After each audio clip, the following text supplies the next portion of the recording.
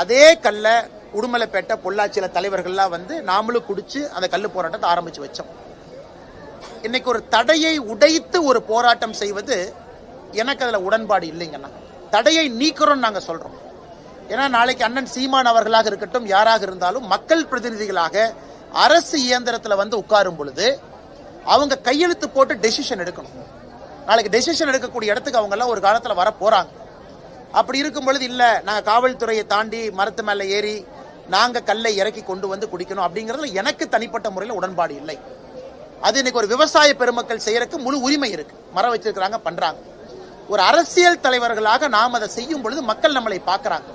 நாளைக்கு உங்க கையில நாங்க ஆட்சி அதிகாரம் கொடுக்கும் பொழுது அந்த ஆட்சி அதிகாரத்தை எப்படி பயன்படுத்த போறீங்க? சில இடத்துல காமா இருக்க வேண்டிய சூழ்நிலை இருக்கு. ஆனால் நாம் முழு ஆதரவு கொடுக்கிறோம்.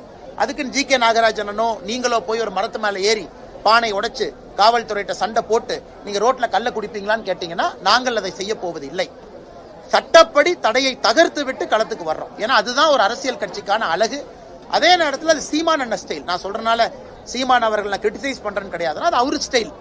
முதல்ல இருந்து அவருடைய அரசியல் அந்த ஸ்டைல்ல பண்ணணும்னு விரும்புறாங்க. பாரதிய ஜனதா கட்சி ஒரு பொறுப்பான கட்சி, மத்திய ஆட்சியில் இருக்கும்.